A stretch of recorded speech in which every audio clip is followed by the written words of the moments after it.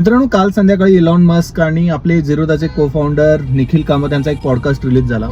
1 तास 54 मिनिटं आणि 30 सेकंदांचा काहीतरी तो पॉडकास्ट आहे. मी तो पूर्ण बघितला आणि त्यातून काय घेण्यासारखं आहे मी तुम्हाला 1-1.5 मिनिटात समजावण्याचा प्रयत्न करतोय.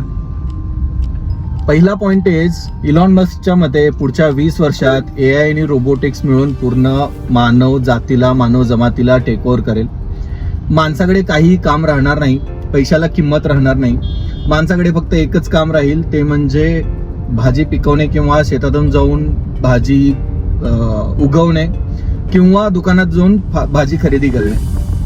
Basically what is trying to say is men will be back to cave, humans will be back to caves.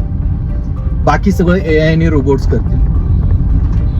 मी 2 तासाचा पॉडकास्ट बघितला आणि मला एक पॉइंट लक्षात आला. म्हटलं, एवढं सगळं जर करून माणूस इव्हॉल्व्ह होतोय की अधोगतीकडे जातोय, म्हणजे प्रगती करतोय की अधोगती करतोय, हे आता लक्षात येत नाहीये. म्हणजे मला वाटतं AI आणि रोबोटिक्समुळे माणसाची बरबादीची सुरुवात झालेली, आधीपासून झाली होती, पण याच्यामुळे थोडी फास्ट होतीये.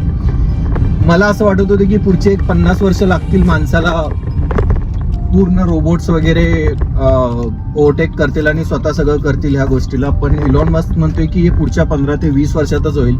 आणि जर इलॉन मस्क म्हणतोय तर त्याच्यावर विश्वास ठेवायलाच पाहिजे, त्यात काही डाऊट नाही आहे. पण द पॉइंट इज, जर हेच होणार असेल, म्हणजे पुढे जाऊन आपल्याला शेतीच करायची असेल, जे आपण आधी पण करायचो, शिकार करूनच खायचं असेल, जे आपण आधी पण करायचो, केव्ज मध्येच राहायचं असेल, गुहेंमध्येच राहायचं असेल, जे पण आधी पण करायचो, तर मग AI आणि रोबोटिक्स सारख्या या सगळ्या गोष्टी कशासाठी करायच्या, याचं उत्तर काय मला मिळत नाही आहे. तुम्हाला जर मिळत असेल तर तुम्ही कमेंटमध्ये नक्की सांगा.